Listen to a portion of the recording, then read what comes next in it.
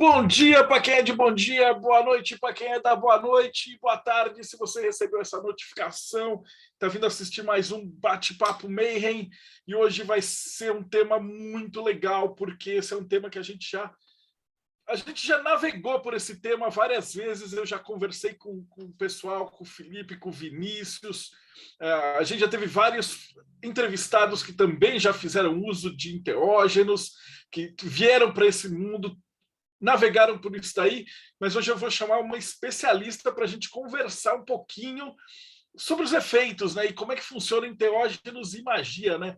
Tudo bom, Pri? Como que você está? Joia, agradeço o convite para participar do Mayhem. Quero dizer aqui também que eu sou bem fã, eu assisto bastante, aprendo muito aqui com as entrevistas, então estou bem empolgada. Até que enfim que a gente conseguiu falar, né? A gente já estava, faz uns 6 meses, estava vendo, falou, um horário e tal, e um tema, e finalmente deu certo, né? Então, para começar, então, já que você já conhece o esquema daqui, então, antes de você fazer a palestra e o bate-papo, eu queria que você falasse um pouquinho da tua jornada mesmo, né? Então, dentro da magia, dentro do enteógenos, de estudos, por que você foi para essa área? Como é que isso tudo começou? Bom, acho que começou tudo mesmo com os psicodélicos, assim. Antes já tinha algum interesse, né? Adolescência, aquela coisa. Meu avô era maçom, então, folheando algumas coisas dele, assim, eu vi um bafomé, sabe? Aquela figura, assim. Eu falei, nossa. Só que era adolescência, internet de escada, tipo assim, eu não conseguia achar muita informação. Foi uma coisa que ficou bem adormecida, assim. E aí acho que as coisas começaram mesmo a caminhar, né, para esses lados com os psicodélicos, assim, na faculdade, uso recreativo mesmo, de psicodélicos e tal. E aí, mesmo no uso recreativo, eu já vi que tinha alguma coisa especial ali, né? Já percebi que tinha algo mais, assim, algo mais interessante. E aí, depois de um tempo, eu comecei a frequentar alguns rituais, assim, principalmente ritual de ayahuasca, né? Rituais, cerimônias indígenas, xamânicas, urbanos, não urbanos, né? Tomei ayahuasca em vários lugares diferentes, Santo Daime, passei um ano tomando um Bandaime, assim. E essa foi uma época, assim, foi tudo muito bom, assim, muito fez muito bem para mim, mas chegou um momento que eu fiquei um pouco confusa, assim, eu estava um pouco confusa do que era meu nessas experiências, o que era do ambiente, das crenças, né, do lugar, o que era da substância. E aí eu decidi começar a cultivar cogumelo para ter as minhas experiências, né? E aí eu comecei a fazer isso, comecei a ter minhas experiências e aí a testar vários settings, assim, fui várias dosagens diferentes. Então foi tendo essas minhas experiências, assim, e estudando muito sempre, né? Assim, sempre fui muito Caxias, assim, e aí eu, até antes de usar, eu estudava muito, né? Comecei a procurar informações e tal. E aí as pessoas mais próximas, assim, elas começaram a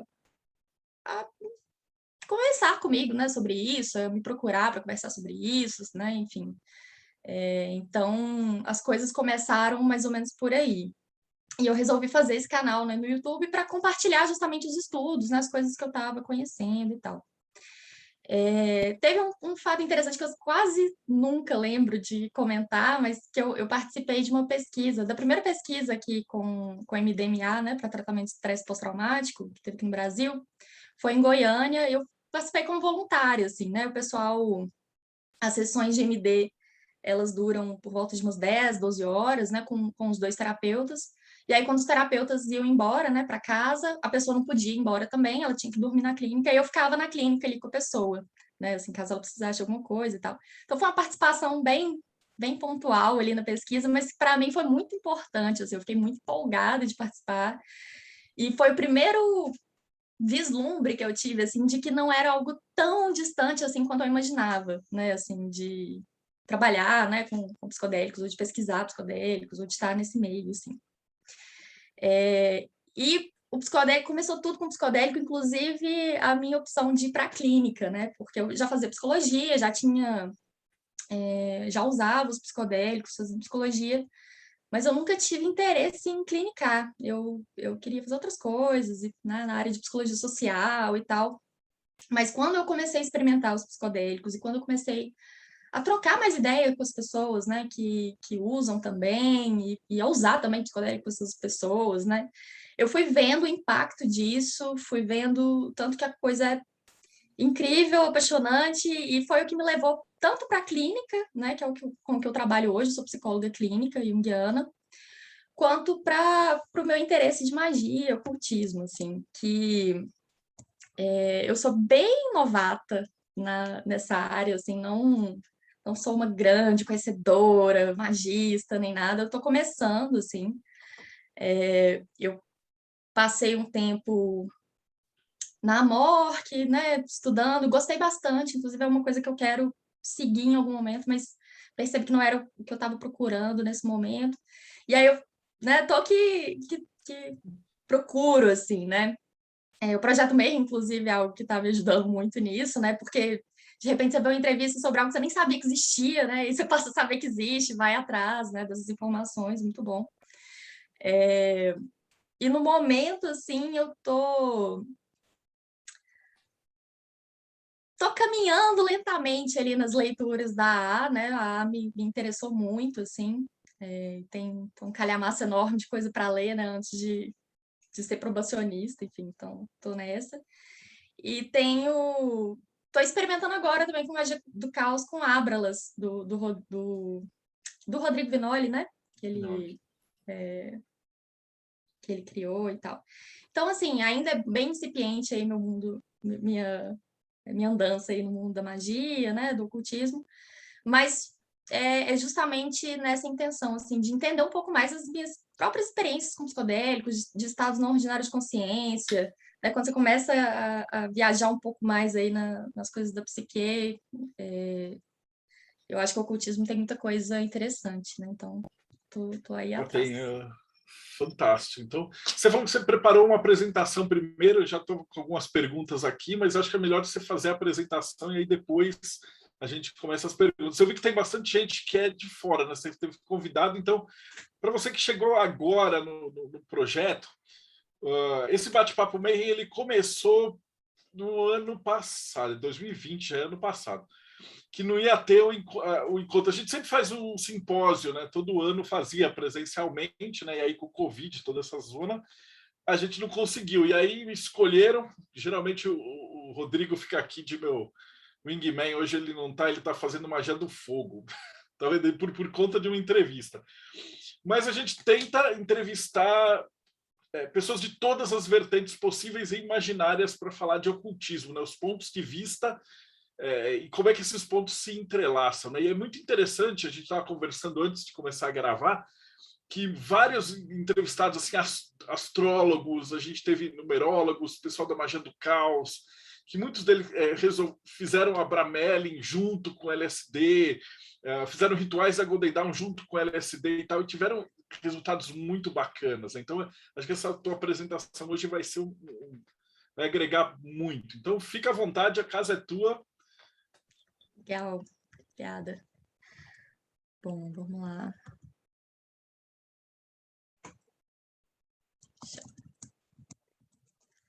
Bom, então eu dei o nome aqui para essa apresentação de Psicodélicos, a Revolução do Set Setting e o que o Aleister Crowley tem a ver com isso. Meu objetivo aqui é compartilhar um pouco dos estudos que eu tenho feito, das reflexões que eu tenho feito. Vou falar um pouquinho de um panorama geral sobre algumas descobertas científicas, sobre os psicodélicos. Vou falar sobre os desafios para pesquisar a experiência psicodélica, que é bastante diferente de pesquisar a substância psicodélica. E para isso eu vou falar do setting e dessa revolução paradigmática aí que está em curso, né, de alguma maneira. E o que o Aleister Crowley tem a ver com essa história do setting e o que a comunidade mística, mágica também tem a ver com isso, né, no meu ponto de vista. Bom, então vou começar com essa questão da nomenclatura, que é bem interessante, assim, né? Muita gente usa alucinógenos, psicodélicos, enteógenos como sinônimos. E, de fato, as pessoas usam para se remeter a uma mesma classe de substância, né? mas são termos bem diferentes, e eu vou contar um pouquinho da história por trás de cada um desses termos, porque acho que ajuda também a entender um pouco da própria história da ciência psicodélica, né, no Ocidente. Então, alucinógeno foi a primeira palavra, né, que foi usada para se remeter a essas substâncias. Ela não foi criada, né, para falar sobre ela, já existia. Alucinógeno se remete a um sintoma tabu, né, que é a alucinação. Então, tem uma forte carga patologizante, né, nesse termo. E o que é alucinação? Alucinação é você perceber alguma coisa como real, sendo que essa coisa não está ali, né? Você não tem um estímulo externo real, mas a percepção é muito clara, né? Então, por exemplo, pessoas que ouvem vozes, né, ou que veem coisas, elas às vezes até criam algumas estratégias assim para poder diferenciar, né, o que é real do que não é. E isso é muito diferente de uma experiência psicodélica, né? Eu vou falar sobre isso um pouquinho mais para frente. Mas a primeira vez, então, que esse termo alucinógeno foi utilizado para se referir a uma substância psicodélica, né, que eu chamo de psicodélico, foi num panfleto chamado Drogas Alucinógenas, em 53, né, que foi produzido por um médico, Donald Johnson. E aí é importante a gente pensar no set dos cientistas, né, no mindset mesmo, na visão de mundo, né, na visão de ser humano dos cientistas que, a princípio, chamaram essas substâncias de alucinógenas, né. Primeiro que já vem de uma tradição ali de uma medicina mais centrada na doença, né, uma nomenclatura mais patologizante, que é algo que é muito marcado na nossa cultura. E uma outra coisa também que é muito comum é que a maioria dos médicos, a maioria dos cientistas não experimentam eles mesmos as substâncias que eles prescrevem para outras pessoas, né? Então, dá até para entender um pouco, né, como que... Bom, que assim, eles administravam essas substâncias psicodélicas para outras pessoas, observavam de fora, e aí, é claro, né, você vê alguém viajando ali com LSD, com cogumelo, de fora, dependendo da situação, realmente fica parecendo que a pessoa está num estado psicótico, né? Então, foi a partir dessa percepção de fora, né, bem deslocada, que esse termo foi proposto. E aí, em 1956, o Humphrey Osmond e o Aldous Huxley estavam ali trocando cartas, né, conversando sobre isso, inclusive tentando encontrar um termo que descrevesse melhor a fenomenologia, né, desse tipo de experiência, né, das experiências com esse tipo de substância. Por quê? Porque eles perceberam que alucinógeno, além de não ser, de realmente não descrever, né, porque o que a gente tem durante uma experiência psicodélica não é alucinação, né? Eu acho que, não digo que nunca acontece, talvez alguma pessoa, né, muito raramente tenha alucinação usando psicodélicos, mas o que acontece, na maior parte das vezes, é uma distorção de percepção, né, de percepção visual, auditiva e dos sentidos, de uma maneira geral. E esse termo também não abarca outros tipos de experiência, como as experiências místicas, né, as experiências religiosas, outros tipos de experiências saudáveis que são facilitadas por psicodélicos. Então, eles estavam ali tentando encontrar uma palavra, e o Humphrey Osmond propôs a palavra psicodélico numa riminha, né, to fall on hell or soar angelic, just take a pinch of psychedelic, né, que seria para andar no inferno ou planar no angélico, basta tomar uma pitada de psicodélico. E essa palavra é uma junção de psique e delos, né? Psique, dependendo da tradução, é mente, dependendo é alma, e delos é manifestação, né? Então, a ideia do psicodélico é uma substância que faz você manifestar a alma ou manifestar a mente. E é bastante diferente também o paradigma da ciência psicodélica, né, que os cientistas eles necessariamente precisam ser pessoalmente familiarizados com essas substâncias, né? Eles precisam experimentar em si primeiro para depois ter segurança, né, e conhecimento também para administrar isso para outras pessoas e para saber, inclusive, auxiliar outras pessoas que passam por esse tipo de experiência. E o termo mais recente é o enteógeno, né, foi proposto em 1979 num artigo por uma equipe de cientistas, incluindo Gordon Wasson, que é um micologista e um banqueiro bem famoso aí no mundo dos psicodélicos, e ele propôs esse termo enteógeno, porque, vocês podem reparar aí, já é 79, né? Então, já tinha passado ali os anos 60, já tinha acontecido a proibição, né, das substâncias psicodélicas e toda a lavagem cerebral que aconteceu do proibicionismo, né, para demonizar essas substâncias. Então, o termo psicodélico ele já estava bastante estigmatizado, e aí esses cientistas estavam tentando criar um termo, né, que carregasse um significado de uso mais tradicional, mais ritualístico, mais xamânico. E aí eles escolheram a palavra entheos, que era uma palavra usada na Grécia para descrever o estado de inspiração, de criação artística, transes proféticos, paixão erótica, e também para descrever ritos religiosos que envolviam ingestão de substâncias que induzem esses estados não ordinários de consciência. Então, o theos seria Deus, o entheos, o Deus dentro, né? E o gen, tornar-se. Então, o enteógeno, a ideia do enteógeno é tornar-se o Deus de dentro. Bom, eu vou falar rapidinho aqui da classificação dos psicodélicos, que eu acho que é interessante. Existem várias classificações possíveis, tá? Essa é uma só.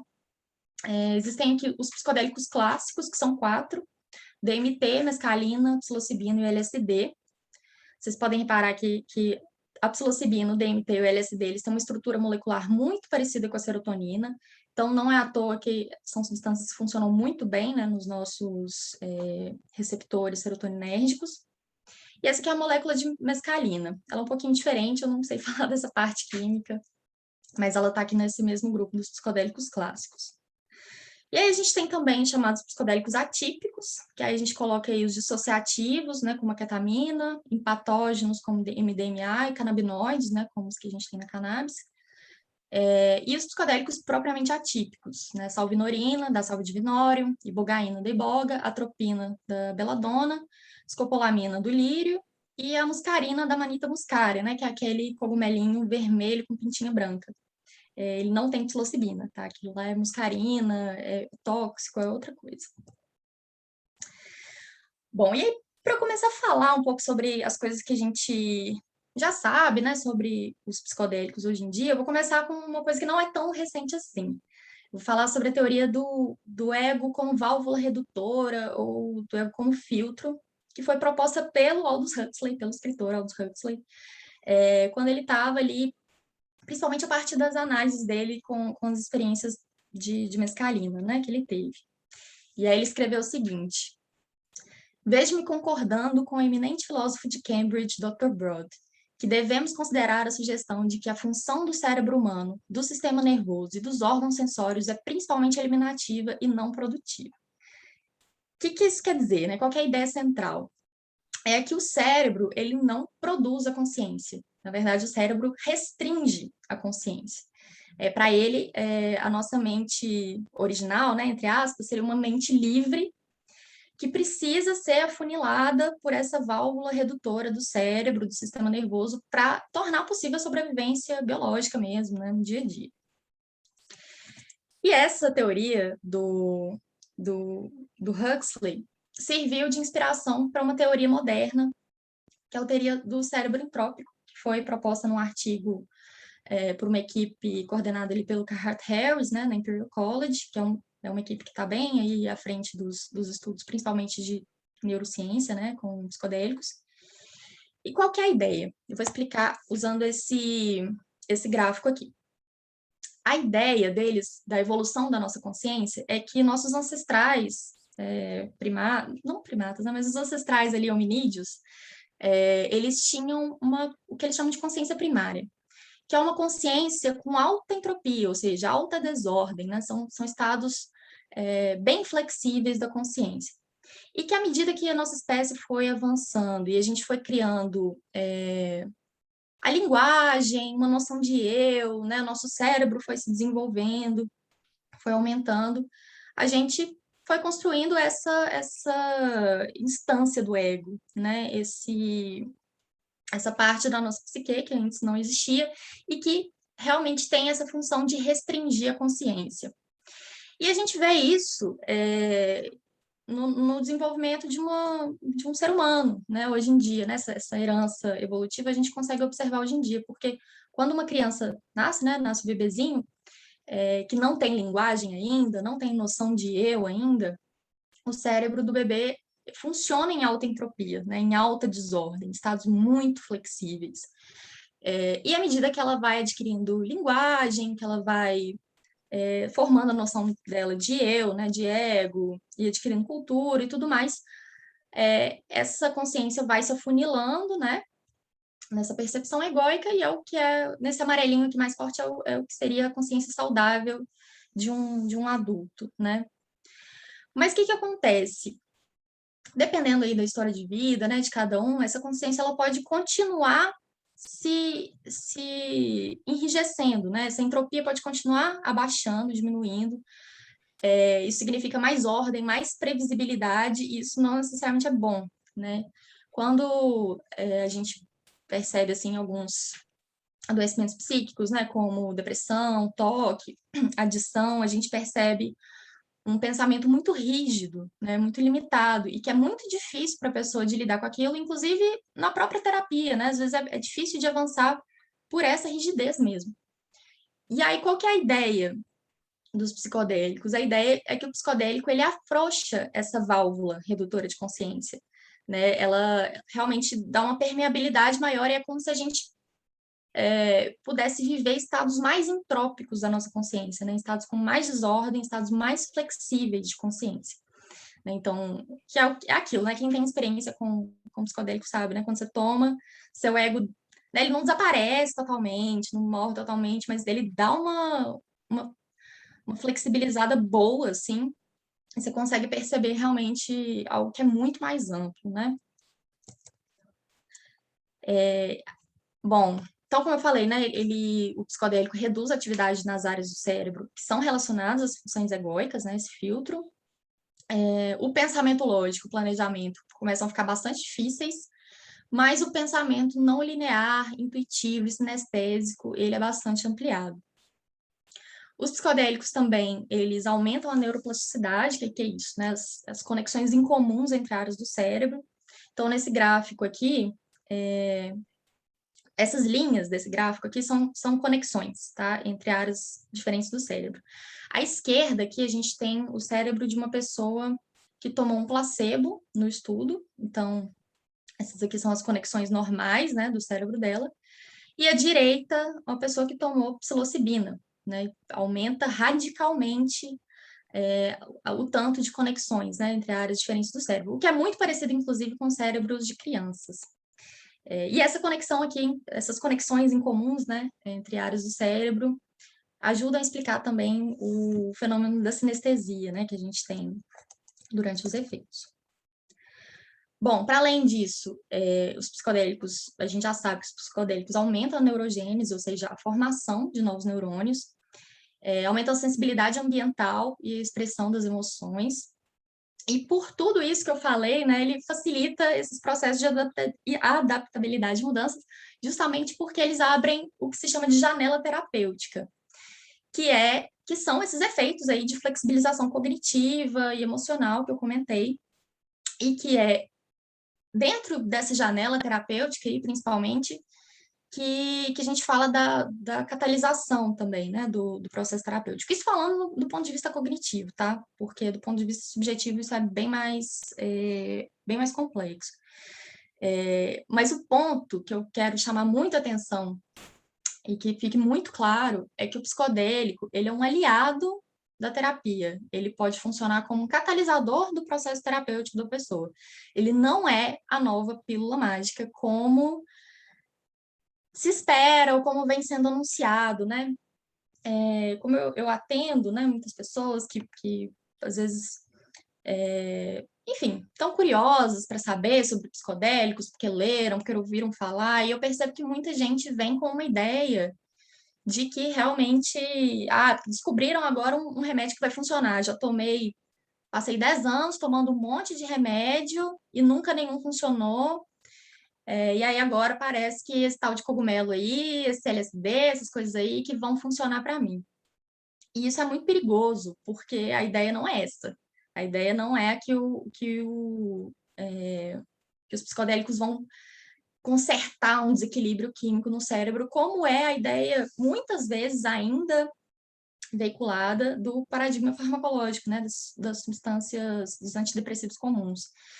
E é até interessante falar um pouquinho da diferença, né? Os antidepressivos comuns, eles têm uma estratégia eles são uma estratégia passiva para lidar com o estresse. Válido, claro, né, dependendo do momento de vida ali da pessoa, é importante que ela tenha essa estratégia passiva, mas é importante que saiba que é uma estratégia passiva, né? O que é isso? Se a pessoa está sentindo muito ali, está sendo difícil para ela de lidar com qualquer situação, o antidepressivo comum, ele vai embotar mesmo a pessoa, né? Vai fazer ela sentir menos ou não sentir, né? Tanto coisas ruins quanto coisas boas. E sendo que os psicodélicos, eles fazem parte aí de estratégias mais ativas para lidar com estresse, para lidar com os adoecimentos psíquicos. Que é isso, ele causa uma experiência, a experiência é extremamente impactante para a pessoa, pode ser extremamente impactante para a pessoa, e ela ainda abre essa janela terapêutica de flexibilização cognitiva. E aí a pessoa tem que estar ali no processo terapêutico, né, se trabalhando mesmo, para que tenha algum resultado, e não um resultado imediato, não um resultado de 3 meses, não, sabe, é uma coisa assim, que é importante, enfim, que a pessoa tenha também uma constância, né, no próprio processo terapêutico. Bom, e aí outro ponto aqui que é importante é que o paradigma psicodélico, ele é diferente, ele não é focado na substância, ele é focado na experiência, e é um pouquinho sobre isso que eu quero falar hoje. Então, o que é a experiência psicodélica? A experiência psicodélica, ela vem de um tripé indissociável de 7, setting e substância. O que é isso? O 7 é o mindset mesmo, né? Tem a ver com a personalidade da pessoa, o preparo dela, o tanto que ela conhece daquela substância, o tanto que ela já estudou, que ela já leu, as crenças dessa pessoa, expectativas, intenção, humor, os medos, os desejos, etc. Então, tudo que diz do universo interno ali da pessoa. O setting é o ambiente físico, social e cultural onde a experiência ocorre, né? Então, do ambiente físico é um pouco mais fácil de falar, né? São esses estímulos sensoriais, onde que a pessoa está, se ela está se sentindo acolhida, segura, ou se não, se é um lugar que representa algum risco para ela. Quem que está com ela, se são pessoas agradáveis, que ela tem intimidade ou não, se ela se sente intimidada para essas pessoas, tudo isso vai afetar completamente a experiência da pessoa. Sobre a parte social e cultural, eu vou falar um pouquinho mais para frente, tá? Não vou explicar isso agora. E sobre a substância, a gente fala aí tanto da qualidade dessa substância quanto da quantidade. Bom, e qual que é o ponto aqui, né? Tem já várias pesquisas atuais que sugerem que esses efeitos não farmacológicos são responsáveis por grande parte, se não a maioria, dos benefícios terapêuticos, mesmo ali numa variedade de tratamentos medicamentosos aceitos. Bom, e aí eu estou jogando isso aqui porque eu vou focar um pouco nesses efeitos não farmacológicos. Bom, as experiências místicas, né, eu cheguei a comentar um pouquinho sobre elas ali quando eu estava falando dos termos, elas são um tipo de fenômeno que está despertando muito interesse dos cientistas atualmente. Por quê? Porque elas... Primeiro que já tem pesquisa apontando que elas são preditivas de melhora, ou seja, uma pessoa que participou de um estudo e teve uma experiência mística, é muito mais provável que essa pessoa tenha resultados ali de melhora do que outra pessoa que participou do mesmo estudo, mas que não teve uma experiência mística. Então, eles já têm relacionado aí as experiências místicas com o preditivo de melhora, mas essas mesmas experiências místicas também aí têm interfaces com experiências religiosas e também com experiências psicóticas, né? Então, tem muitos pesquisadores aí impressionados como é que pode um mesmo fenômeno, o mesmo tipo de fenômeno estar relacionado tanto com o processo de cura quanto com o processo de experiência psicótica, né? Então, isso aí realmente é algo que a gente vai ver sendo muito investigado aqui para frente. E aí, só para explicar um pouquinho o que são essas experiências místicas, eu vou trazer aqui a conceituação do Stacy, que descreveu basicamente 2 tipos de experiências místicas, as introvertidas, que são aquelas de sensação de perda de ego, e as extrovertidas, que são aquelas de uma sensação de unidade, né, com tudo que existe, com todas as pessoas e tal. E que dependendo da personalidade da pessoa, do momento de vida dela, ela tende a ter mais experiências introvertidas ou mais experiências extrovertidas. E ele definiu também 6 dimensões da experiência mística. A primeira é a sacralidade, né, que é a sensação de que é encontrado, ele é sagrado.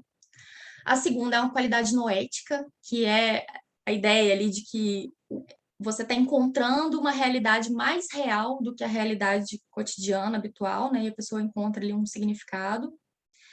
É muito comum também esse profundo sentimento de humor positivo, né? Então, sentimentos como amor, alegria, êxtase, bênção, paz, ternura, gentileza, tranquilidade. São experiências inefáveis, ou seja, é muito difícil de explicar em palavras, de colocar isso em palavras. E, normalmente, quando a gente tenta fazer isso, a gente recorre a termos paradoxais, né? Que é o quinto ponto aí. A gente, né, por exemplo, pode descrever uma experiência falando que você visitou um lugar que era um vazio absoluto, mas que era totalmente cheio. E o sexto ponto, que é a transcendência do tempo e espaço, né? Dependendo do quão psicodélica está sendo ali a sua experiência, né? Inclusive da quantidade que você tomou, as noções tradicionais de tempo e espaço simplesmente passam a não ter mais sentido. Bom, e aí eu fiquei falando aqui da experiência psicodélica, né? Mas eu vou trazer uma frase do Rick Doblin que eu acho sensacional, que pega na veia, que é o seguinte: psicodélicos não produzem uma experiência psicodélica. Psicodélicos produzem uma experiência humana catalisada por psicodélicos. O que isso quer dizer? Bom, a gente já sabe que existem várias tecnologias para expansão de consciência, né? Os tambores, respiração, técnicas ali de encenação, enfim. Dependendo da cultura, né, tem vários tipos de tecnologia. Ou mesmo esses tipos de experiência podem acontecer de maneira espontânea. Então, o que isso sinaliza para a gente? Sinaliza que os psicodélicos são apenas mais uma ferramenta, como tantas outras não farmacológicas, inclusive para acessar o mesmo lugar, basicamente, né? Para acessar esses estados holotrópicos de consciência. E o que são? O que é holotrópico? Né? O que é um estado holotrópico de consciência? Essa palavra, bom, esse termo foi proposto pelo Stanislav Grof, né, que é um psiquiatra, e a palavra, ele juntou o termo holos, né, de totalidade, e trepem, né, que é o tropismo, né, ir em direção a. Então, holotrópico seria ir em direção à totalidade, que é uma característica né, que ele acabou percebendo. Ele, o Jung já tinha percebido isso, né, mas que a psicologia transpessoal traz isso mais forte, dessa tendência natural da psique de ir em direção à totalidade. E esse movimento holotrópico, ele acontece também atravessando aí várias dimensões transpessoais da psique, né? Que foi foram outras contribuições aí da psicologia transpessoal, que é não se restringir ao material biográfico, né? Ao senso de identidade do eu, né? Algo que ultrapassa o individual e o pessoal para abarcar outros aspectos aí da humanidade, da vida, né? Da psique e do cosmos. Esses estados holotrópicos, sejam eles espontâneos ou induzidos, eles oferecem mecanismos de cura extremamente poderosos que se tornam disponíveis aí nesses níveis perinatais e transpessoais da psique, né? E aí eu vou dar alguns exemplos para ficar um pouco mais claro. Por exemplo, reviver o nascimento biológico. Isso foi uma coisa que o Grof observou muito, né? Ele guiou várias sessões de psicoterapia, assim, com LSD, e ele viu isso acontecer várias vezes, né? E depois também que foi proibido, ele desenvolveu respiração holotrópica, também observou muito, né, esses mecanismos de reviver o próprio nascimento, inclusive até de descobrir coisas que realmente aconteceram, por exemplo, tinha um fórceps, alguma coisa assim, e aí vai ver realmente, depois vai confirmar, né, com a mãe, com quem estava no nascimento, e realmente tinha acontecido. Outro tipo de experiências holotrópicas, né, são essas experiências de morte e renascimento psicoespiritual, que são muito comuns com psicodélicos, muito comuns também xamanismo, enfim, em outras áreas. Sequências arquetípicas são um pouco mais difícil de explicar, mas envolve tanto questões de sonho quanto questões próprias ali da pessoa, né, dos arquétipos que estão tomando ali a pessoa nos momentos de vida dela. Esses episódios de unidade cósmica e até as experiências de vidas passadas, né, os supostas experiências de vidas passadas. A questão é que, quando compreendidos e apoiados de forma adequada, essas experiências podem resultar realmente em curas emocionais e psicossomáticas profundas, né? muitas transformações positivas aí na personalidade, na evolução de consciência da pessoa. Então, eu falei isso tudo para mostrar um pouco assim, o tanto que as experiências psicodélicas são complexas e que investigar a substância psicodélica é muito diferente de investigar a experiência psicodélica, né? E aí vem aquela questão, né? Como é que a gente faz para investigar a experiência psicodélica de uma forma mais integral, né? Considerando que é impossível de isolar variáveis, né? Com sete em substância, né? E como que a gente faz, inclusive, para abordar, né? Algo tão complexo quanto as experiências místicas. Não para abordar, mas para estudar, né? Que tipo de metodologia que a gente usa, enfim. São questões importantes. E aí a gente tem, primeiro, um desafio cultural, um grande desafio cultural para passar a estudar com mais complexidade substâncias, porque ainda hoje o mindset de grande parte dos cientistas, não todos, é claro, mas de grande parte dos cientistas é uma visão de mundo, visão de ser humano muito fisicalista, né? O que é isso? É uma tendência a reduzir absolutamente tudo a fenômenos físicos e negando muitas vezes até a própria subjetividade. Estou nem falando de coisas paranormais, aqui eu estou falando de algo mais concreto, assim, como, por exemplo, subjetividade.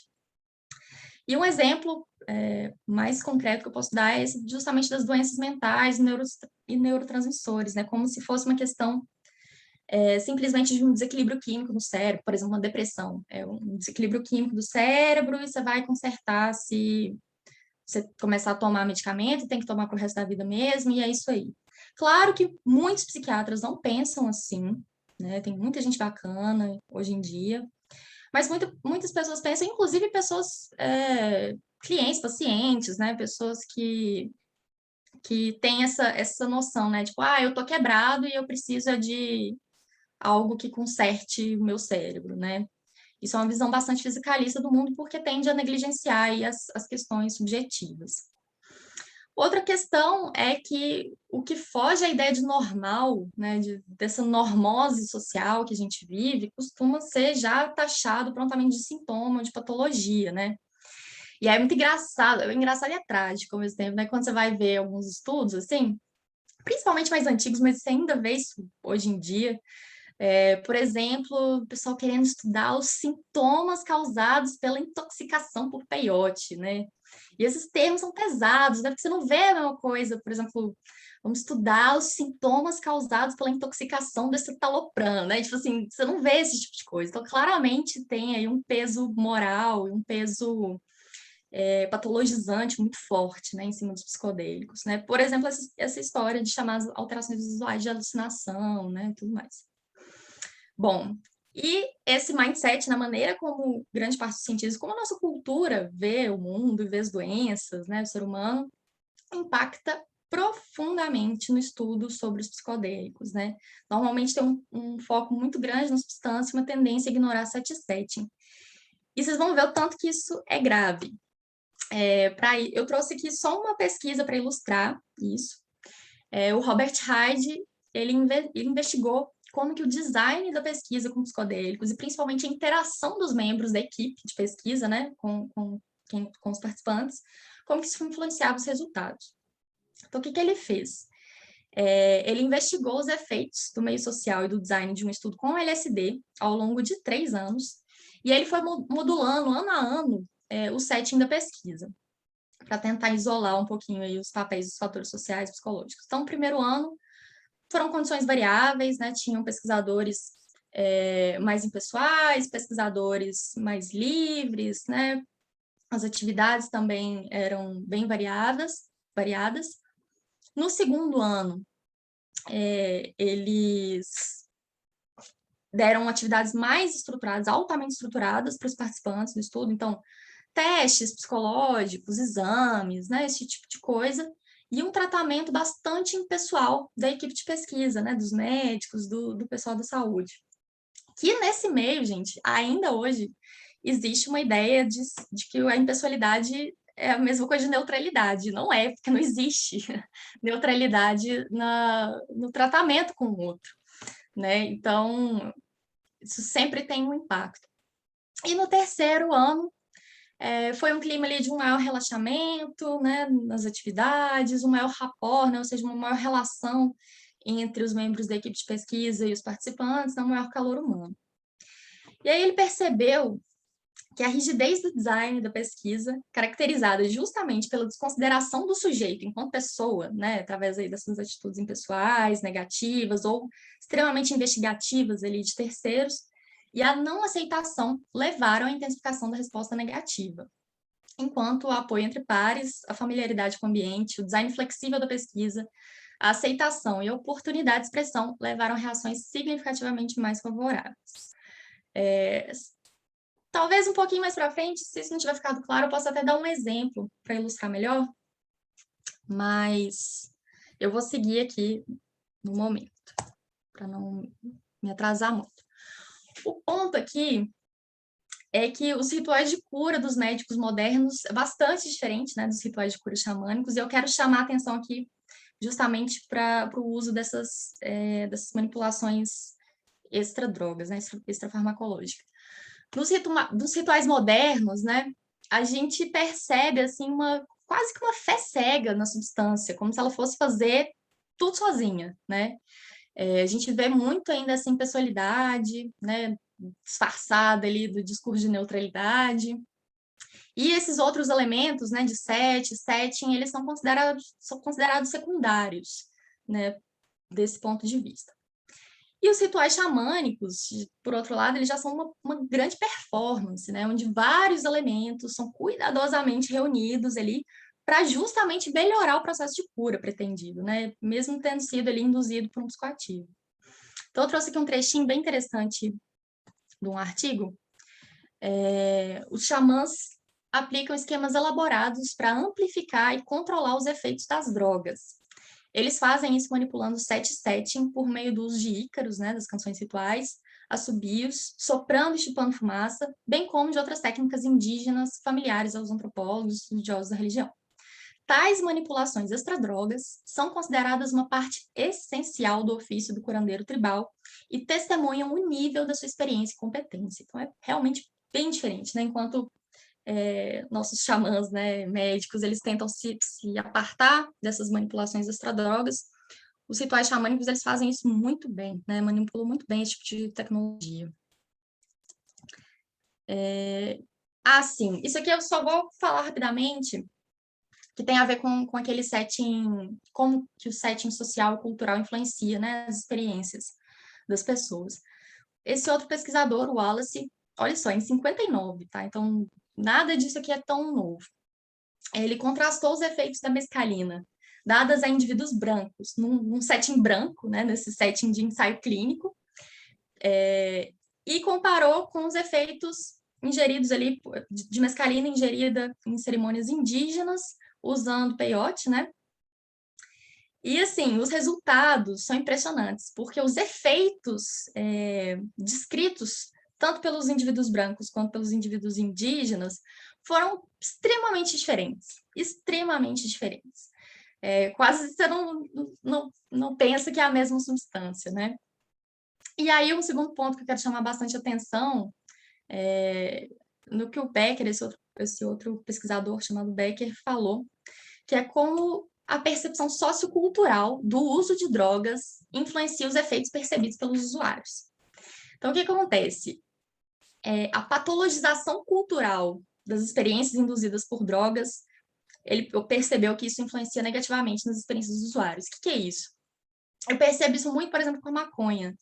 É muito comum a pessoa fumar maconha e ficar numa paranoia, do tipo, será que estão percebendo que eu fumei? Né? Será que estão vendo? Meu Deus, e se passar alguém, aí fica olhando, se tá fumando na rua, então fica olhando para ver se tem polícia e tal, tô ficando doido. Eu acho que eu vou ficar doido, eu nunca mais vou fumar isso. Dá pra gente ver o tanto disso que é terror cultural mesmo, sobre essas substâncias, né? Que vai sendo introjetado pela pessoa e isso acaba mudando completamente a relação que ela pode ter com essas substâncias. E esse pesquisador propõe que uma cultura que faz o contrário, né, que apoia a produção e disseminação de conhecimento sobre os psicoativos, pode reduzir drasticamente o número de psicoses e transtornos desenvolvidos depois do uso de maconha, por exemplo, e de LSD. Gente, eu estou falando aqui rapidão, mas se alguma coisa não ficar clara, quiser interromper, por favor, tá? Eu estou guardando, tem umas perguntas já, mas o pessoal está guardando para depois, para não te interromper. Tá, joia. Então, estou falando aqui do setting, tentando trazer a importância desses fatores, né? Mas por que será que isso ainda não é considerado, né? Vocês viram ali umas pesquisas, inclusive, da década de 50, né? Como que isso não foi incorporado hoje em dia? Eu trouxe um trecho grande aqui, mas que eu acho que o autor fala muito melhor do que eu poderia falar. Então, apesar da sua popularidade e aplicabilidade, o conceito de setting nunca foi integrado ao estudo da psicofarmacologia. Integrar variáveis de setting em pesquisa clínica de medicamentos implicaria grandes complicações para uma indústria farmacêutica curvada em ensaios controlados randomizados e com paciência limitada para injetar elementos sociais e culturais confusos em suas considerações. Isso é lamentável, porque uma melhor compreensão do setting pode muitas vezes servir para reduzir os danos e aumentar o benefício potencial das drogas de forma mais eficiente do que buscar novas moléculas ou proibir completamente as drogas. Isso é sensacional. Em uma cultura farmacêutica definida no desenvolvimento de balas mágicas, né, como eu comentei, e na eliminação de parâmetros extramedicamentosos de pesquisa de drogas, setting serve como um lembrete de que os parâmetros extradrogas não podem ser eliminados do uso real de drogas e apontam um caminho para uma conceituação mais abrangente dos efeitos da droga. Bom, e aí, o que o Crowley tem a ver com essa ideia de setting?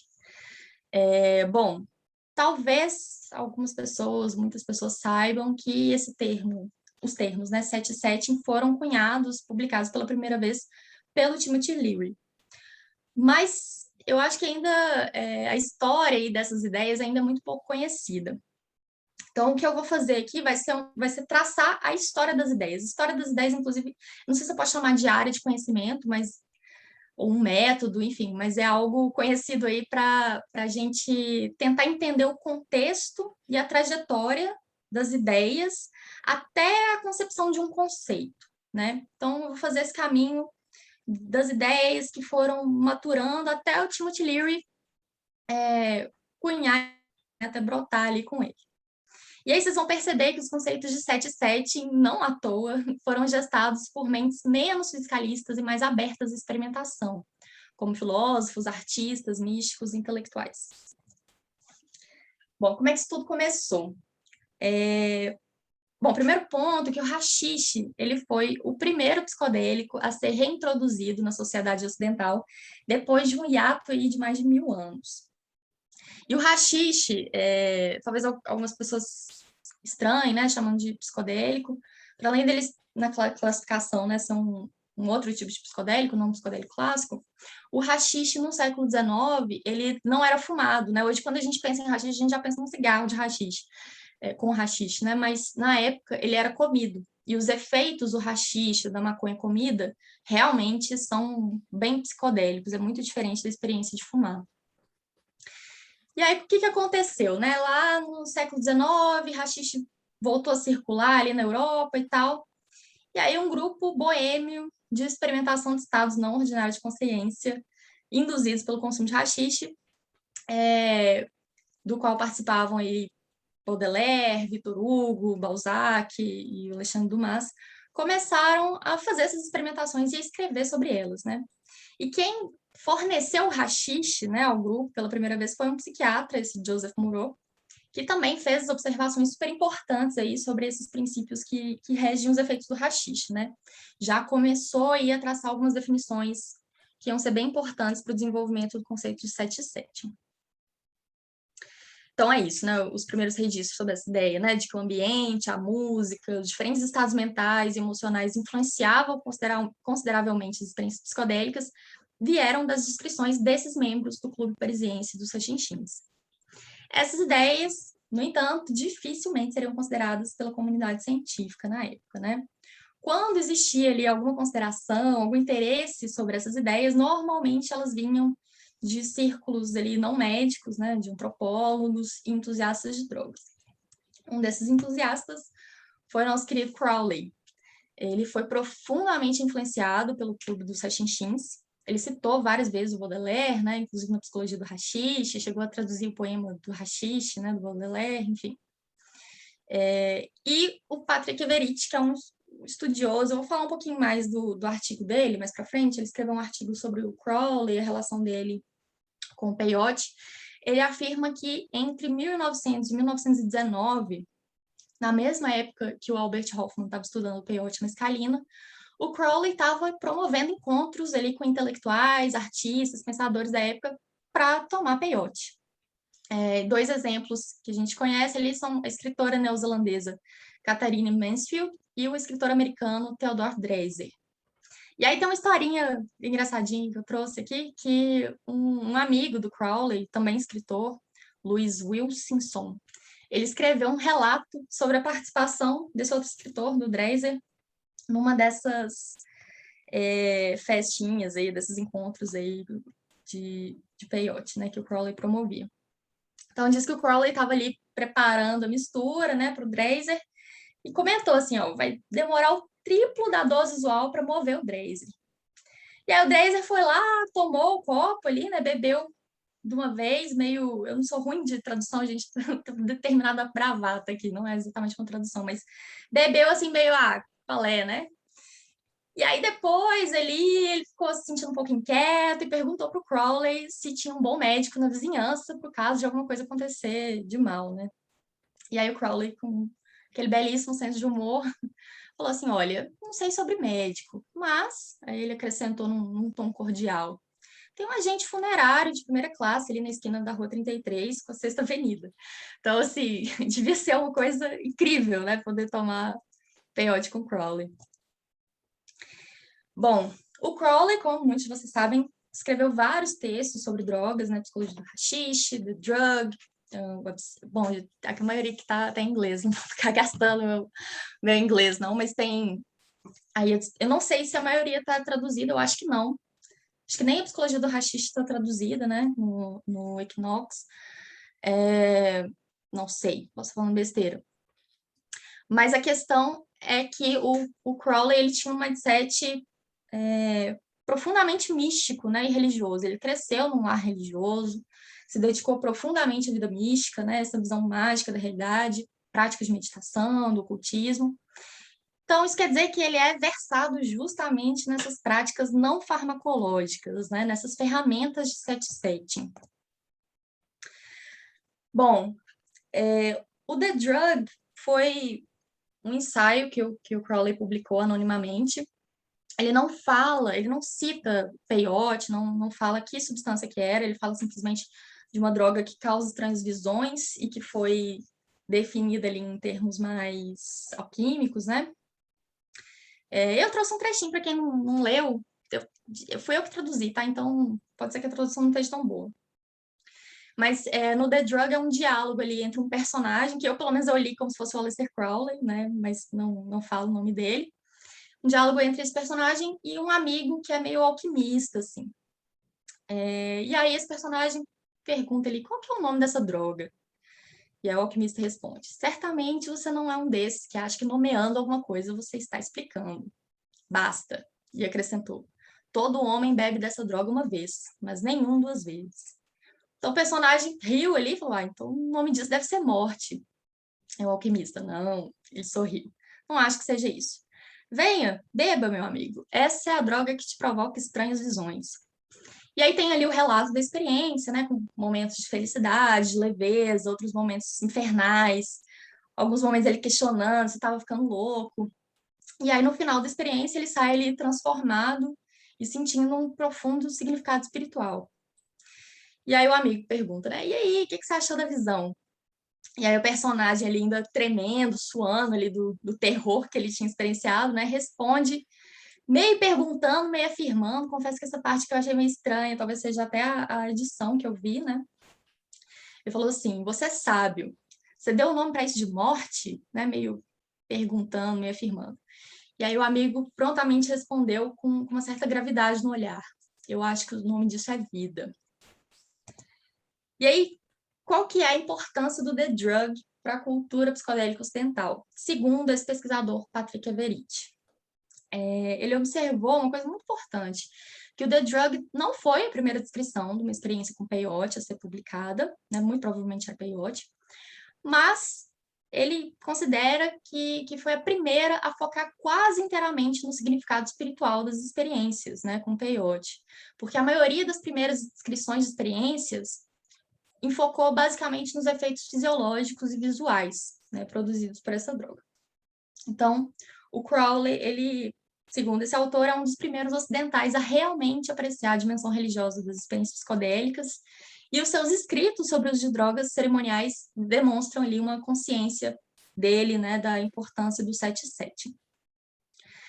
O Crowley, ele começou a fazer experiências com peyote no início do século XX, já um momento que sabia muito pouco, né, sobre os efeitos, e provavelmente ele foi um dos primeiros ocidentais a experimentar o peyote, a registrar, né, ainda que minimamente, o uso. Segundo o Everett, em 1919, o Crowley era provavelmente um dos ocidentais não nativos, né, não indígenas, que mais conhecia sobre os efeitos do peyote, sobre o seu uso cerimonial. Bom, o Crowley também escreveu sobre o haxixe, né, talvez seja até o texto de droga, um dos textos mais conhecidos dele. E ele, a maneira como ele escreveu, né, revela ali informações muito valiosas sobre a metodologia experimental que ele tinha para testar os efeitos de droga, né? Então, ele registrou vários parâmetros experimentais, como estado físico, mental, emocional, espiritual, no momento da ingestão. Ele experimentou os efeitos psicodélicos junto à invocação, à oração, projeção astral, meditação prolongada, né? Fez vários testes ali. E prestou muita atenção nos efeitos visuais, né? Que pudessem ter sido produzidos pelas drogas, né? Inclusive as cores das visões astrais e tal, que já sugere que ele estava ciente desses poderes visionários, né? Do peyote. Sim, eu trouxe aqui um trechinho, né, que na psicologia do haxixe, o Crowley revisitou as ideias do Baudelaire, né, sobre o haxixe, e da dependência dos efeitos, né, sobre a personalidade, humor, intenção. Então, ele escreveu assim: talvez o haxixe seja a droga que afrouxa as vigas, ou as pilastras da alma, né, loosens the girders of the soul. Se alguém tiver uma tradução melhor, deixa aí. Mas, em si, né, essa droga não é boa nem má. Talvez, como pensa Baudelaire, ele apenas intensifique e distorça o estado natural e o humor do momento. Esse é um trechinho que está no capítulo 3 do Psicologia do Haxixe, eu não sei a página, porque eu estava lendo no Kindle e o Kindle eu fico confusa com a página. Mas o ponto é que, com a obra, né, essa obra Psicologia do Haxixe, ele trouxe ali uma valiosa contribuição para as ideias, para a experimentação e para a produção de conhecimento sobre psicodélicos na cultura ocidental. Bom, e o Crowley tinha um plano de escrever um livro sobre o cacto, né? O livro, inclusive, se chamaria O Cacto. Tem até um trechinho, eu esqueci de pegar, mas no próprio Equinox tem um trechinho que ele comenta algo sobre o cacto. O Crowley, ele fez pouquíssimas referências explícitas, né, ao peyote na sua obra, mas ele tinha essa intenção de escrever um livro da mesma maneira como ele fez com haxixe e com éter. Em 1928, Crowley trocando cartas ali com um amigo, estudante dele, o escritor inglês Gerald York, e falou o seguinte: o cacto nunca foi escrito. O que existia era um pacote contendo por volta de 100 registros de pessoas que experimentaram peyote. E, aparentemente, esses registros foram destruídos pelo British Customs durante os anos de 1920. Então, qual que é a ideia, né, que o Everett defende? Que naqueles encontros que ele promoveu durante muitos anos, né, com pessoas intelectuais, ocultistas, né, várias pessoas ali tomando peyote, que ele registrou, né, algumas dessas experiências, né, fez algum tipo de registro e que ia fazer um livro sobre isso, mas esses registros foram destruídos ou, enfim, pode ter acontecido alguma outra coisa também que ele acabou não escrevendo.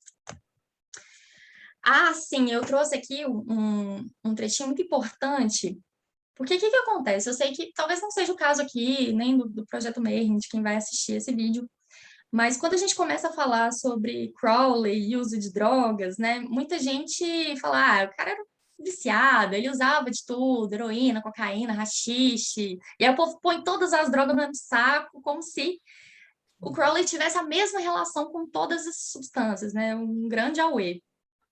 E aí, num trecho do diário dele, né, publicado póstumamente, o Liber 93, ele menciona sobre sobre o tanto que a relação dele com o peiote, com o haxixe, eram diferentes da relação, por exemplo, com a heroína e com a cocaína.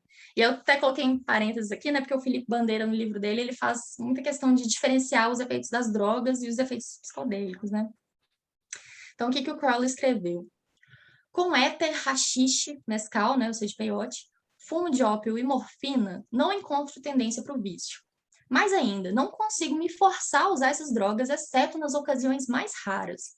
No entanto, não tenho nada além de experiências mais agradáveis e proveitosas em relação a eles.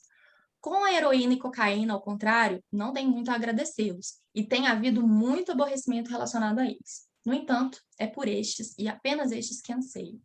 Então, uma diferença grande aí, né, do uso de heroína e cocaína. Inclusive, se eu não me engano, a heroína foi receitada, né, por médicos e tal, a cocaína eu já não tenho tanta certeza. Mas a relação dele era muito diferente, né? Ele não tinha uma relação de abuso com haxixe, com peiote, nem com ópio, né? E nem com morfina.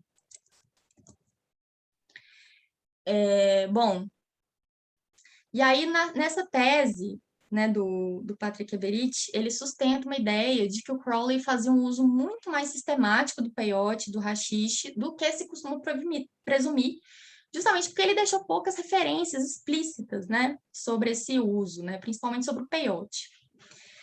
E esse Everett, né, o Patrick Everett, ele acredita que o uso de psicodélicos pelo Crowley não foi apenas muito mais sistemático, mas ele foi central em muitos rituais importantes que o Crowley realizou, incluindo aqueles onde ele recebeu visões, né, as visões relatadas nos livros sagrados de Telemann.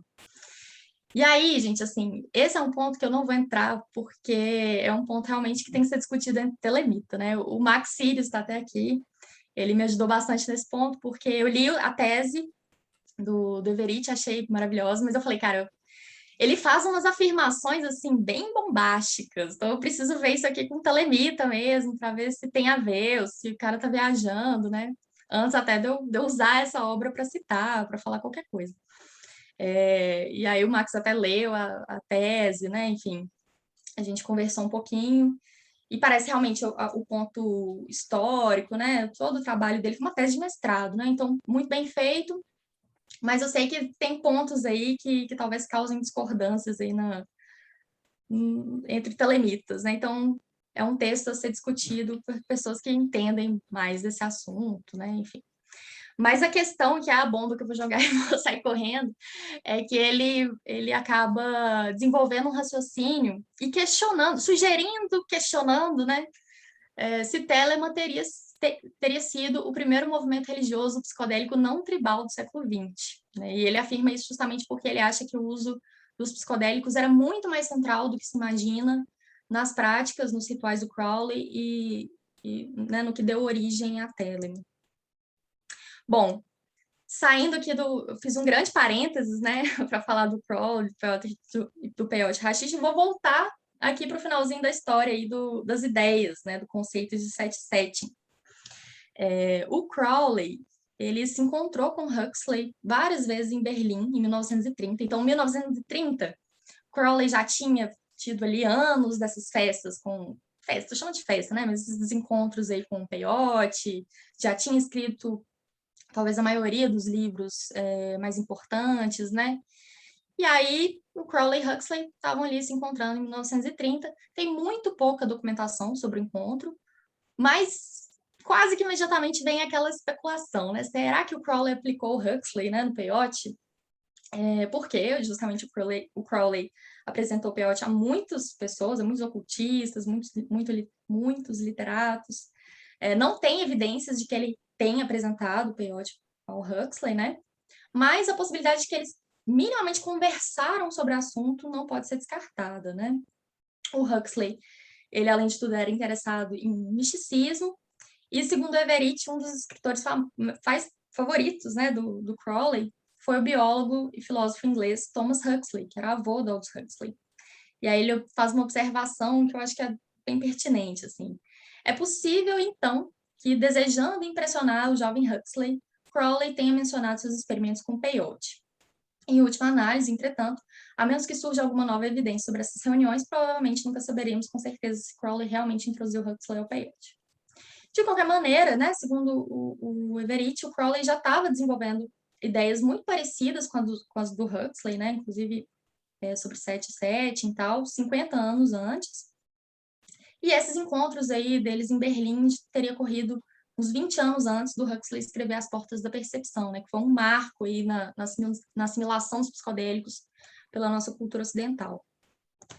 E puxando o fio, né, o Huxley se encontrou com Leary, eu vou ler aqui um trechinho que fala desse encontro, e apresentou uns ensaios do Gautier, né, que foi um dos membros originais do Clube dos Xinxins, sobre a experiência do haxixe, né? Então, eu vou ler aqui esse trechinho. Os insights dos membros do Clube dos Xinxins sobre a importância dos parâmetros extra-drogas ressurgiriam em um momento histórico crucial. Em 1960, quando Timothy Leary estava apenas começando sua pesquisa com psilocibina, ele recebeu a visita do autor inglês e advogado psicodélico Aldous Huxley, que lhes apresentou um trecho do Théophile Gautier, né, um dos membros originais dos clubes dos Xinxins. As ideias do clube parisiense do século XIX seriam influentes para a pesquisa dos psicodélicos de meados do século XX. Então, o Leary, ele publicou, né, esses conceitos de 7-7 pela primeira vez em 61, na reunião da Associação Americana de Psicologia, e o Everett afirma uma coisa que eu não chequei, tá? Essa foi uma parte que eu não consegui checar, mas ele afirma que, como Crowley foi um dos primeiros ocidentais a experimentar com peyote e com tecnologias farmacológicas, abre aspas, faz sentido que Timothy Leary visse seu próprio trabalho como uma continuação do de Crowley, fecha aspas. Não sei se o Leary realmente já fez alguma menção ao Crowley ou não, mas independente disso, realmente a gente consegue ver um caminho, né, que essas ideias foram tomando ali do Clube dos Xinxins, do Crowley, da extrema influência que o Crowley teve na nossa cultura ocidental, na influência que ele muito provavelmente teve sobre o Huxley e na influência que o Huxley certamente exerceu no Leary, né, e que culminou aí nesses conceitos tão centrais, tão importantes para a gente. Finalizando aqui, né, por que eu trouxe isso, né, por que eu resolvi falar sobre isso e o que eu acho que a comunidade mágica, mística tem a ver com isso. O primeiro ponto é essa valorização mesmo, o domínio, né, desse tipo de tecnologia, que é o que eu encontro e é o que eu busco, né, o que me interessa aí no ocultismo, né, que são essas tecnologias de setting, né, no set aí, as meditações, né, projeções astrais, visualização, tudo mais, e o setting, essas tecnologias rituais, simbólicas, né, magia cerimonial, magia do caos, enfim. Eu considero que é muito essencial a gente estudar e acabar incorporando também essas técnicas não farmacológicas, não só estudo, mas principalmente a prática com os psicodélicos, né? E aí eu trouxe uma frasezinha aqui, na verdade, que eu estava escutando uma música do Tool, né, Third Eye, que é uma música que fala bastante aí sobre os drogas e traz algumas frases de outras pessoas, né? Eu descobri que essa frase que me chamou a atenção é de um cara que chama Bill Hicks, né, que ele fala que essa não é uma guerra contra as drogas, é uma guerra contra as liberdades pessoais. E eu adiciono aí mais do que pessoais, sociais e culturais, né? Ele fala, mantenha isso em mente o tempo todo. E é isso, tem aqui algumas referências bibliográficas, não coloquei todas, né? Tem um artigo aqui, está no livro do Fernando Bezerra, Redução de Danos. A tese de mestrado é essa, o Cacto e a Besta, né? Investigando o papel do peyote na mágica do Aleister Crowley.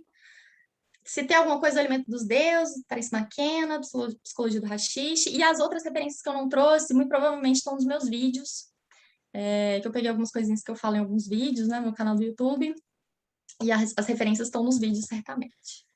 É isso, quem quiser conferir lá no YouTube, Priscila Sabina, meu Instagram também, posto menos coisa, mas tá lá também. É isso. Aí, maravilhoso, eu já estou com um montão de perguntas, deixa eu abrir aqui o Paut para facilitar. Aqui, a primeira pergunta, assim, você podia citar alguma pesquisa ou autor atual que lida com o fenômeno de entidades encontradas durante as experiências? Você chegou a falar ou pesquisar alguma coisa nesse sentido? Do cara usar e ver os enoquianos, espíritos, daimons, ou qualquer coisa do gênero? Porque a gente tem um monte de relato disso dentro do mundo mágico, né, do mundo místico. Mas e Aham. outros autores? Como é que eles enxergam isso? Olha, o que eu conheço, uma pesquisa, eu até fiz um vídeo sobre essa pesquisa. Eu tenho que pegar, gente, a referência, não lembro de cabeça os autores e tal, mas que coletaram relatos de pessoas, né, que usaram DMT. O que eu conheço é com DMT especificamente. Não, com outras substâncias eu nem vi nada, assim. Mas eles coletaram dados de pessoas, relatos, né, de pessoas que usaram DMT e que tiveram contatos com entidades, né? E aí eles foram fazendo um estudo em cima desses relatos, mas um estudo mais sistemático do que isso eu desconheço. Tem esse vídeo, tá, gente? Agora, porque já tem muito tempo que eu li e tal, não tô sabendo falar, mas eu fiz um vídeo bem explicadinho sobre isso e eu falo bem da pesquisa. Ah, nem se preocupe, eu pego com você depois e para você que está assistindo agora, ele vai estar aqui na descrição do vídeo. Já Legal. facilita, né? Ó, aqui tem outra pergunta, assim, qual o impacto do setting de usar enteógenos em grupos maiores, né? Mesmo para o uso mágico, ele está falando que prefere um ambiente familiar e pequeno, mas ele tem curiosidade de saber como pode ser diferente no uso coletivo. Cara, tá aí uma área de estudo extremamente interessante que eu acho que ainda não foi muito pesquisada. Eu, particularmente, eu até falei no começo, né, que antes eu usava mais em rituais e tal, depois eu fui fazendo uso sozinha mesmo, testando várias coisas sozinha. E hoje em dia, eu penso que os grupos estão voltando a chamar minha atenção. Assim, eu penso que acontece, eu penso, não, eu percebo, né, que acontece algumas coisas em grupo ali que são diferentes de coisas que acontecem quando a pessoa está tomando sozinha, né? Eu acho que tem um impacto, sim, um impacto enorme. Mas, por exemplo, ele falou que ele prefere grupos mais familiares, né, em vez de grupos maiores. Eu acho que nesse ponto é realmente algo muito individual, né? Vai depender muito de como que ele vai se sentir, né? Tem gente que talvez em grupos maiores se sinta melhor porque se sente mais diluído ali, né? Não estão prestando tanta atenção em mim e tal. Então pode ser um setting mais confortável para algumas pessoas ou mais desconfortável para outras, né? Isso, e o desconforto ou o conforto com essa situação certamente vai influenciar. Mas especificidades assim de grupo menor, grupo maior, fazer sozinho, fazer só com terapeuta, esse tipo de pesquisa é o tipo de pesquisa, é por isso que eu trouxe também essa temática, até uma provocação, porque é algo que precisa ser estudado, a gente precisa justamente estudar isso, sabe? Setting, em grupo, enfim, variedades diferentes de setting, para a gente descobrir uma área pouquíssimo explorada, né? Fantástico. Eu estou com duas perguntas que, na verdade, dá para juntar elas numa só, né? Tem uma da Daniela, que ela pergunta qual a sua perspectiva de uso de ferramentas místicas em processo de integração psicodélica na clínica. E o Thiago perguntou se você podia falar um pouquinho de microdosagem. Eu sei que tem um pouquinho a ver essas Uhum. duas coisas. Então, se você puder falar um pouquinho dos dois. Tá. Fala um pouquinho da pergunta da Dani. Abraço para Dani, que bom que ela veio. Minha companheira ali da Trip, da APB também. Olha, vou falar da meditação, né? Que é uma ferramenta mística mais comum, mais conhecida e que eu tenho alguma familiaridade, né? E que consigo trabalhar disso um pouco na clínica. Percebo que é muito importante, assim. Por exemplo, quando uma pessoa tem uma experiência de estado holotrópico, né, tem uma experiência mística, algo que mexe profundamente com ela, e ela percebe que ela consegue, por exemplo, durante a experiência psicodélica, né, ela percebe que ela consegue olhar para os próprios problemas de uma maneira diferente, né, para si mesma de uma maneira diferente, tem aquele brilho. Depois o efeito passa, né, a pessoa volta para o dia a dia e tal. E eu acho que essas ferramentas místicas, como por exemplo a meditação, pode ajudar a pessoa a ancorar esse tipo de experiência no dia a dia, né? Então, por exemplo, a pessoa que teve esse acesso numa experiência psicodélica, mas está difícil de acessar isso, né? Hoje em dia, ela pode usar esse recurso da meditação para entrar em contato com aquele lugar, né? Com aquele centro que ela sabe que existe porque ela já experienciou, tá ali, né? Então, eu acho que essas ferramentas elas podem ser usadas para aprofundar esse contato, né? E para trazer esse contato com o self, né? Ou seja lá com essas dimensões holotrópicas de consciência para o dia a dia, né? Trazer esses aprendizados para o dia a dia. E assim, eu ainda sou pouco conhecedora das ferramentas místicas, é isso que eu estou tentando, gente, na minha incursão aí pelo cultismo, vai demorar um pouquinho, mas é isso que eu estou interessada, nessas ferramentas. Eu acho que elas realmente podem ajudar muito na integração psicodélica, na clínica, inclusive. E sobre microdosagem também é algo experimental, né? Quando você vai ver, assim, na internet, procurar informações sobre microdosagem, normalmente vai aparecer ali alguns protocolos de uso, né? Então, o mais conhecido, por exemplo, é do Feidman, que você toma uma vez a cada 3 dias, uma quantidade que é 10% de uma dose recreativa.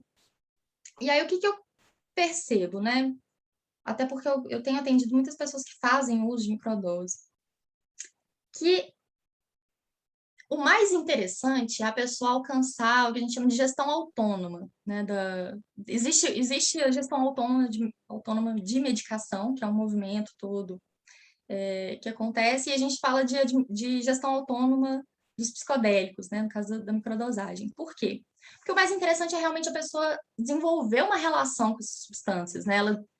Ela entender qual que é a dosagem que é ideal para ela. Então, a pessoa vai testando a dosagem até encontrar a dosagem ideal para ela. Vai testando a frequência, né, desse uso. E a microdosagem, o que eu percebo, primeiro, que não funciona para todo mundo, funciona muito bem para algumas pessoas, para outras não. Vai depender muito, igual a experiência macro, né? Vai depender muito da intenção da pessoa, do setting, tudo isso funciona também para microdose. Mas o que eu percebo de potencial, e aí eu falando bem da minha experiência clínica mesmo, é uma maior abertura, inclusive, para expressão emocional, sabe? Eu já reparei, assim, algumas pessoas, por exemplo, que têm uma dificuldade muito grande de acessar os próprios sentimentos, de expressar, por exemplo, através de um choro, né? Esse tipo de coisa. Essas pessoas costumam se beneficiar bastante, assim, né? A pessoa toma, e já aconteceu isso de eu atender alguém que tomou uma microdose antes da sessão, né? E você percebe que a sessão fica diferente, né? Que a pessoa fala mais, toca mais os sentimentos, chora, né? Então, isso para a terapia é sensacional. E aí tem um ponto que é importante, que muita gente tem buscado microdosagem para fins terapêuticos, né? E muita gente tem buscado os psicodélicos para fins terapêuticos. E aí eu acho que nunca é demais bater nessa tecla, que, tipo assim, se a pessoa está querendo um resultado terapêutico, ela precisa estar em terapia, ela precisa estar no movimento terapêutico, para além de tomar qualquer coisa, senão cai na lógica farmacológica, né? Assim, de vou tomar alguma coisa e vai me consertar, né? Eu vou ficar bem. E não é assim que funciona, né? Então, se a pessoa está tomando microdosagem simplesmente para experimentar, né? Uma coisa meio psiconáutica, assim, tudo bem fazer mais sem critério. Mas se a pessoa está realmente querendo um resultado terapêutico, ela tem que entender que a microdosagem ou as macrodoses, elas são uma ferramenta, são um auxiliar, mas elas não vão fazer o trabalho por você, né? Elas podem, é isso, né? Auxiliar no acesso às emoções, no acesso a algumas coisas, a trabalhar mais, ter mais abertura, mais flexibilidade, mas ela não é bala mágica. Eu tenho mais uma pergunta, mas eu acho que eu vou separar essa porque a resposta acho que vai ser um pouquinho demorada, mas você acha que é a pergunta mais importante da noite, que é, assim, por ser ilegal, muitas pessoas acabam consumindo enteógenos do pior jeito possível, né? Então, que dicas que você daria para as pessoas, para elas não entrarem em roubada, alguém que está curioso a respeito desse universo, como é que você recomendaria que a pessoa se aproximasse disso e que conselhos que você daria também para quem está experimentando nessa área? Uhum. Então, não só a ilegalidade, não, o proibicionismo como cultura, ele é uma coisa extremamente nociva, justamente porque ele distancia as pessoas do acesso a informações de qualidade, né? Então, mas felizmente a gente tem internet hoje, né? Assim, a gente tem várias pessoas falando sobre isso, a gente não depende só de um canal de comunicação. Então, uma dica que eu dou para quem está querendo começar, né, nesse universo, querendo fazer as suas experimentações com psicodélicos e tal, é primeiro se informar o máximo possível, sabe? Assim, saber com o que você está mexendo, sabe? Saber o que é psicodélico, né? Saber, por exemplo, que você não vai tomar um psicodélico para fugir da realidade, isso é impossível, né? Isso é uma coisa que eu já vi algumas pessoas querendo fazer, tipo, a vida tá muito ruim, vou tomar aqui um psicodélico para ver umas coisas coloridas, sabe? Entrar num lugar divertido. Isso é uma grande roubada, né? Porque não é isso que acontece. Uma pessoa que vai numa dessas, né, querendo fugir de alguma coisa, ela pode se dar de cara ali com conteúdos difíceis dela mesma, né? Com uma experiência super difícil, né? Chamadas bad trips e tal. Então é importante que a pessoa saiba o que ela está usando, né? Saiba que o psicodélico manifesta o que está nela, né? Vai amplificar ali as emoções dela, alguns conteúdos, pode vir memórias, às vezes que a pessoa nem sabe que estão lá, pode vir coisa traumática, né? Então é importante que a pessoa tenha noção, que ela estude mesmo, né, que escute mais do que só relatos de experiências das pessoas, mas escutar cientistas, pessoas falando, né? Meu canal leva algumas coisas, tem o canal da APB, Associação Psicodélica do Brasil, que tem muita coisa interessante. Enfim, tem gente bem bacana, tem Fernando Bezerra, tem alguns livros até. Deixa eu mostrar aqui uns livros da APB. Na verdade, tem um livro da APB e um do Fernando. Então, tem os Psicodélicos no Brasil, Ciência e Saúde, da Associação Psicodélica do Brasil. Esse livro aqui de redução de danos em contexto de festa, que inclusive foi de onde eu tirei um artigo que eu citei bastante hoje na apresentação, fala sobre 7.7. Então, assim, se informar.